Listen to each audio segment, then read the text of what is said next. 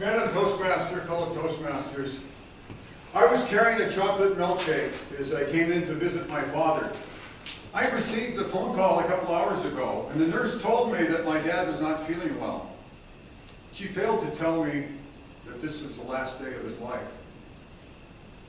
My dad always scarfed down chocolate milkshakes, but today he only wanted a spoonful.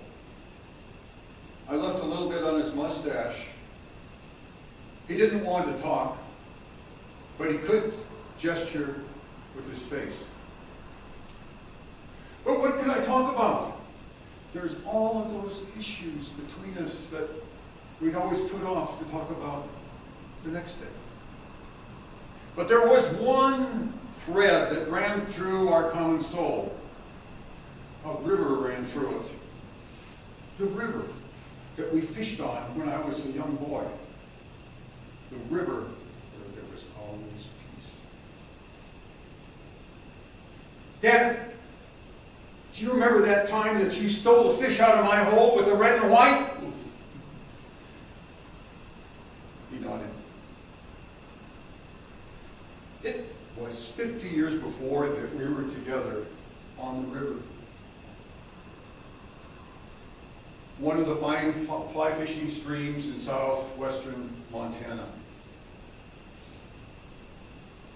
I was 12 years old, standing in the water up to here, casting out my fly.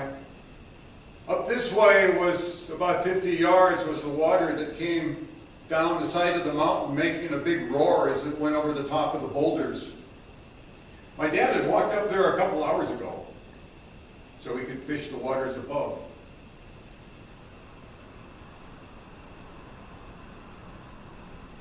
The water came down into a large hole. There was a big tree trunk there submerged in the water. That's where the fish were. In the book, a river runs through it. The first line of the book says, in our family,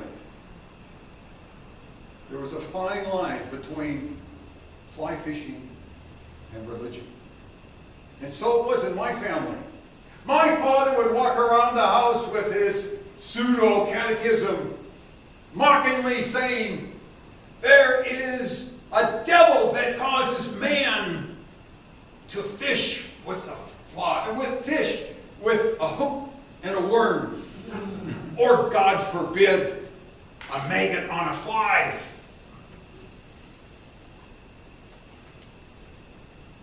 My father had taught me the perfect way to fish so that the fly rolled out and didn't disturb the water as it lived with zero velocity.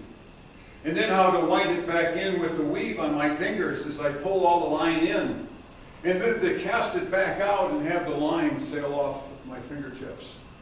And then to carefully set the hook and to learn how to land the fish. I was doing all of those things quite well, with the exception of catching fish. I was stumped. But my father had told me that it was a virtue to be a fly fisherman and to be stumped.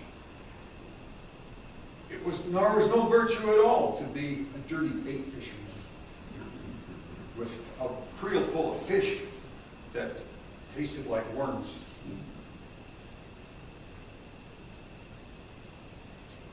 Besides, there was always peace in the water. Nothing ugly ever happened here when I was with my father, but that's not the way it was the night before. Mom had fixed dinner. Mom had fixed dinner, and we waited for Dad to come home, my sister and I sitting around the table. And when he finally came home, he was mean drunk. And there was an argument and yelling and screaming and a slamming of the door. And then my sister and I walked up to the bed in tears.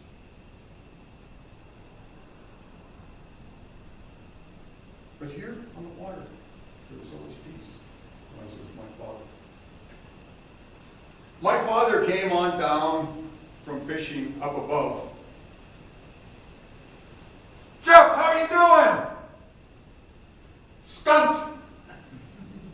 What you got on? Red and white? Red and white's a pattern that my dad made. He taught me how to tie it. So my dad came down closer and he leaned up against a great big boulder. He opened up his fly case, bit with his chipped teeth the fly that he had on, took out a red and white, tied it with a turtle knot, clipped it off, cast a fly right next to mine, and what? He pulled out a beautiful 2-pound fish. Some may think that this was the old man lording it over his son, but I never saw it that way. I saw it was the master teaching the correct technique to his student. I wiped the milkshake off my dad's mustache and said, "Dad, I really was ticked when you took that fish out of the water." His eyes crinkled and he grinned. And that was our last conversation. And then he was gone. And there was no time. No time left for us to discuss all those things that we were going to discuss. Some of you had perfect fathers. Some of you had fathers that were not so perfect, and some of you had fathers that you hardly even knew. I tried to be a perfect father. It's not as easy as it looks. If you went and asked my daughters about how perfect a father I was, I'm sure they would have a big long line of issues, and one of them would be about the times when those creepy boys came to our front door. We all have friends who have issues with their father and the pain that it's caused them. And they're trapped. Years go by and they keep telling the same story over and over and over again.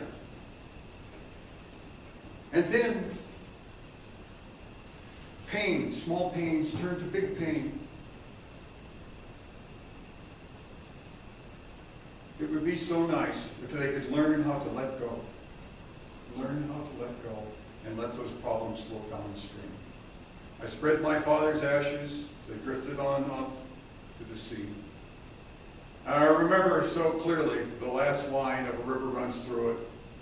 I am haunted by waters."